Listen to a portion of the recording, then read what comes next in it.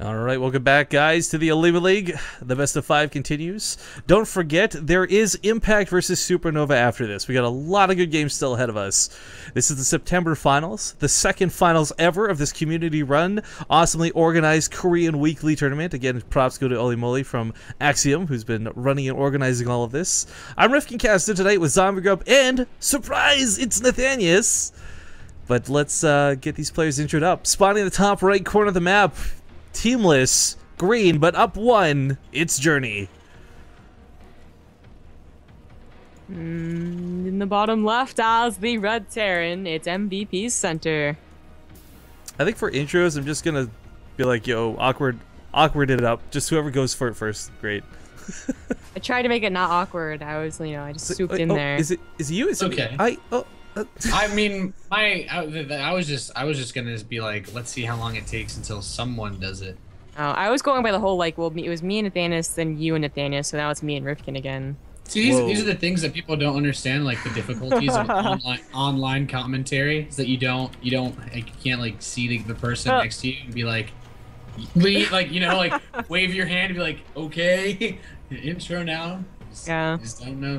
So I guess like Todd doesn't do intros when he casts WCS. I didn't really ever pay attention to it. Oh yeah, he was. He doesn't like to. Yeah. We made him do it for like the one time he cast with us. He was like, oh, okay then. He was so uncomfortable. If I have to. But gas first openers out of both players. This is yeah. I don't know. This is okay. I think one of the big things though, and this is so silly to point out. I love the Journey after seeing a mech game puts his first supply depot on the ramp. It's a small thing, but I think it's something that might actually come into effect this game.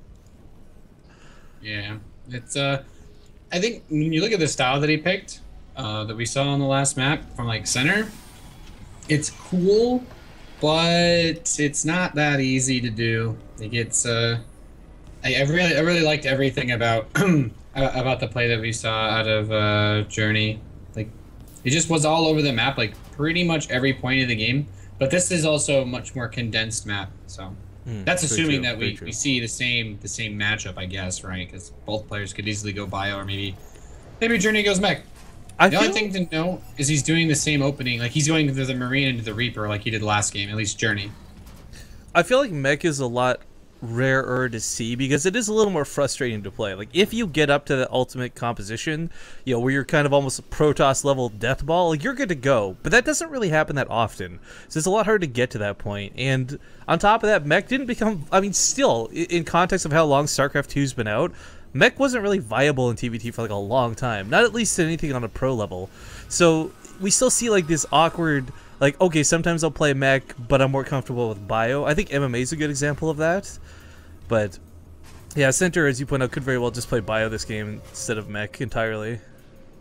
Yeah, I mean, mech was, like, when you look at people who go for it, there's some players that have kind of always liked it. Like Flash, I guess, which maybe isn't the best example since we see more of his play in Heart of the Swarm than anything else, and a lot of players started to do mech more when Hellbats were, I mean, obviously ridiculous. Like everybody went mech at the start of Heart of the Swarm because Hellbat drops were the most OP thing ever. But they were, but it's funny because it was kind of around that, just before that era, we saw Banshees get like a big stride, and yeah. Well, we have them coming out here. I haven't seen a Banshee vs. Banshee game in a long-ass time. Like, Acer Team Story Cup, like, Season 2 long time. Well, we cast that one game where the Reaper was literally the difference between, like, winning a game and like, not winning a game. It was a Gumiho game, right? Oh, right. And unfortunately, Journey's not going to be able to, like, scout this, but it was actually the case where, like, because Gumiho scouted with the Reaper, he was able to build a Raven, and the other guy built another Banshee. So he had, like, no defense for Gumiho's Banshee. And thus, Gumiho won the game, but neither player are scouting each other, and they're both going to go for double Raven. No, Journey mixes it up, goes for the Viking afterwards. It's funny too. Like this used to be like first Banshee to the other base wins, but yes, Journey's. This could get awkward for center really quickly because Marines and Widowmine are all up front. If that Banshee just that Banshee, please no. Actually, that Banshee, please no. Oh my God, Cloak isn't finished. Planet, literally the Banshee, only please. place only place this Banshee could go. Oh, come on. Oh, he still saves it, but it's like so useless. It's 2 health. Oh, repair it for later. Boom. Nice execution. Yeah, he has to go all the way back home though. So like, now Center's gonna get a Raven. Yeah, he's getting a Raven. So that could have been so much worse. Like if that Banshee goes anywhere else, he kills the SCV bully in that command center, he cloaks and then kills everything else, and then like it spirals out of control. And he just hates his life. But instead, Center's the one that actually walks in, actually kills something. Journey, you don't have to cloak your Banshee versus another cloaked Banshee. You know what? If you got it, flaunt it, right? Like, it's finished. He wants to just show, you know, I got cloaked too. I want to show off these new rims I have, even though I'm not street legal anymore. Dude, that was so weird. A car just revved up as you said that. How did that happen? I got my window open, so. Oh, it was you. Okay, so the Banshee out of center eats that one of mine to the face, but does live through it, of course, so gets a couple kills, but executed by the Viking. Yeah, but he got so much, like, he denied so much damage from Journey, and he got 7 SCV kills and kept at least 1 Banshee alive. So it's 32 SCVs to 25. Yeah, when I looked at the way, when both players started their Banshee, we saw the follow-ups. I'm just thinking to myself, well, this should be a really good opening for Journey because he has the Viking and the engineering bay, and then Center ends up getting the really nice end of the stick without having any detection at all. Yeah. And now he just gets away with a pretty late Raven, and he still actually has some Banshee on the map. What's with this like earlier +1 as opposed to getting like you know, not +1 until the barracks are down? Well, I don't know. I feel like it happens to me in just a lot of games because I realize that I have some gas, but my barracks aren't ready yet, and I'm too scared to move my barracks off my reactor because I don't want to get all in. So I guess that's it's like screw it. It's like screw it. Just start +1. I gotta spend the gas on something. Damn it. It seems like exactly that was the case. Like he's trying to push out. He wants the Marines. He was able to get a tank and the +1, so why not? It's funny. But he is going to take the command center. He's going to try and put on a lot of pressure to center. And center, honestly, doesn't really have that many units because they're all in drops heading towards Journey's base. This is going to get awkward real quick. This army for Journey is way too out on the map, though. He's only got a single siege tank at home to defend against this. The Muslim did this. The Muslim did this versus Daishi. And while he still lost the game, he did so much damage with a drop like this. Oh, the Raven's going to get the natural, too. Yeah, the Raven's going to distract him, though, too. Oh boy! Auto turrets on one end, tanks on the other. And he's right next to the production. He's right next to the production. There aren't even any Marines being built by Journey, and there's auto turrets in the natural. So Journey's forced base trade with no units. Yeah, this is not good for Journey. The one thing that could happen, I guess, is like this Banshee becomes like a monster killer for Journey.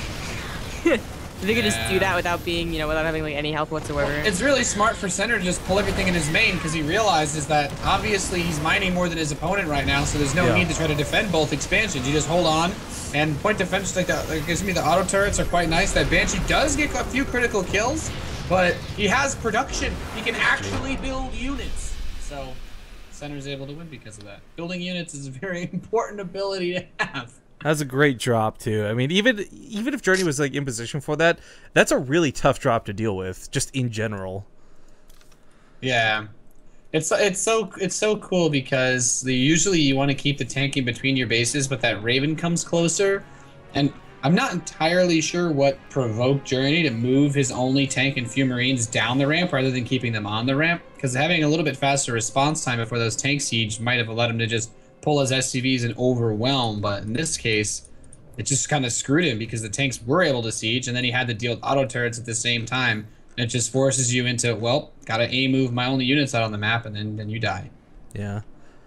Small little funny thing happening outside of this. I guess Alicia is tweeting about some other tournament going on right now, and Olivia's like, "What about your manager's tournament, huh? That your teammate Impact is playing in?"